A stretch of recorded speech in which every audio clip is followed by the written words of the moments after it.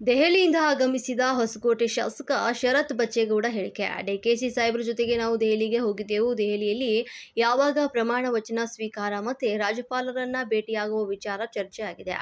ನಾಳೆ ಸಂಜೆ 4 ಗಂಟೆಗೆ ಸಿಎಲ್ಪಿ ಸಭೆ ಇದ್ದು ಅದರಲ್ಲಿ ಡಿಕೆಶಿ ಅವರನ್ನ ಶಾಸಕಾಂಗ ಪಕ್ಷದ ನಾಯಕರನ್ನಾಗಿ ಆಯ್ಕೆ ಮಾಡ್ತಾರೆ. ನೀವು ಸಚಿವ ಆಕಾಂಕ್ಷಿಗಳಿದ್ದೀರಾ ಎಂಬ ಪ್ರಶ್ನೆಗೆ ಉತ್ತರಿಸಿದ ಅವರು, ಅದೆಲ್ಲ ಹೈಕಮಾಂಡ್ಗೆ ಬಿಟ್ಟ ವಿಚಾರ. ಪಕ್ಷ ಯಾವುದೇ ಜವಾಬ್ದಾರಿ ಕೊಟ್ಟರೂ ಕೂಡ ಅದನ್ನು ನಾನು ನಿಭಾಯಿಸಲು ತಯಾರಾಗಿದ್ದೇನೆ. ಸಹಜವಾಗಿ ನೂತನ ರೂಪ ಕೊಡಬೇಕು ಎಂಬ ಹಿನ್ನೆಲೆಯಲ್ಲಿ ಯುವಕರಿಗೆ ಅವಕಾಶ ಕೊಡಬೇಕೆಂಬುದು ಇದೆ. ಹೈಕಮಾಂಡ್ ಹಾಗೂ ಭಾವಿ ಮುಖ್ಯಮಂತ್ರಿಗಳು ಯಾವ ಜವಾಬ್ದಾರಿ ಕೊಟ್ಟರೂ ಅದನ್ನು ಮಾಡಲಿಕ್ಕೆ ತಯಾರಾಗಿದ್ದೇನೆ ಅಂತ ಹೇಳಿದರು. ಕೆಂಪೇಗೌಡ ಏರ್ಪೋರ್ಟ್ನಲ್ಲಿ ಹೊಸಕೋಟೆಯ ಶಾಸಕ ಶರತ್ ಬಚ್ಚೇಗೌಡ ಹೇಳಿಕೆ. ಸಾಹೇಬ್ರ ಜೊತೆ ದೆಹಲಿಗೆ ಹೋಗಿದ್ವಿ. ದೆಹಲಿಯಲ್ಲಿ ಈಗ ಸಾಹೇಬ್ರದ್ದು ಯಾವತ್ತು ಪ್ರಮಾಣ ವಚನ ಸ್ವೀಕಾರ, ಯಾವಾಗ ಗವರ್ನರ್ಗೆ ಹೋಗಿ ಮೀಟ್ ಮಾಡೋದು, ಭೇಟಿ ಆಗತ್ತದೆಲ್ಲ ಚರ್ಚೆಗಳು ಇವತ್ತಾಗಿತ್ತು. ಅದಕ್ಕೆ ಸಾಹೇಬ್ರ ಜೊತೆಗೆ ದೆಹಲಿಗೆ ಹೋಗಿ ದೆಹಲಿಯಿಂದ ಇವತ್ತು ಅವ್ರು ವಾಪಸ್ ಬಂದರೆ ನಾಳೆ ಶಾಸಕಾಂಗ ಸಭೆನ ಕೂಡ ಕರೆಯಲಾಗಿದೆ 4 ಗಂಟೆಗೆ.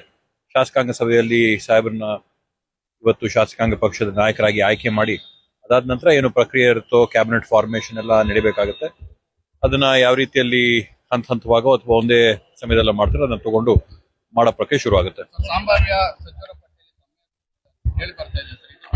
ಅದೆಲ್ಲ ಸಂಪೂರ್ಣವಾಗಿ ಹೈಕಮಾಂಡ್ ಬಿಟ್ಟಂತ ವಿಷಯ. ಅವರೆಲ್ಲ ಏನ್ ತೀರ್ಪು ಕೊಟ್ಟು ಏನ್ ಮಾಡ್ತಾರೋ ಅದನ್ನ ಪಕ್ಷ ಏನ್ ಜವಾಬ್ದಾರಿ ಕೊಡ್ತೋ ಆ ಪಕ್ಷನ ಜವಾಬ್ದಾರಿನ ಮಾಡಕ್ಕೆ ತಯಾರಾಗಿದ್ದೀನಿ.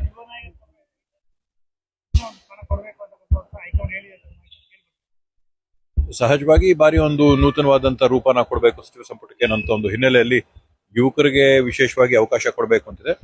ಆದ್ರೆ ಅದೆಲ್ಲವಕ್ಕೂ ಕೂಡ ಹೈಕಮಾಂಡ್ ಏನ್ ತೀರ್ಮಾನ ಮಾಡುತ್ತೆ, ಹೈಕಮಾಂಡ್ ಏನ್ ತೀರ್ಪು ಕೊಡುತ್ತೆ, ಇವತ್ತೇನು ನಮ್ಮ ಭಾವಿ ಮುಖ್ಯಮಂತ್ರಿಗಳು ಏನ್ ತೀರ್ಮಾನ ಮಾಡ್ತಾರೆ ಅದರ ಆಧಾರದ ಮೇಲೆ ಅವ್ರು ಯಾರ್ಯಾರಿಗೆ ಅವಕಾಶ ಕೊಡ್ತಾರೋ ಅದಕ್ಕೆ ಯಾವ ಜವಾಬ್ದಾರಿ ಕೊಡ್ತಾರೋ ಮಾಡಕ್ ತಯಾರಾಗಿದ್ದೀವಿ.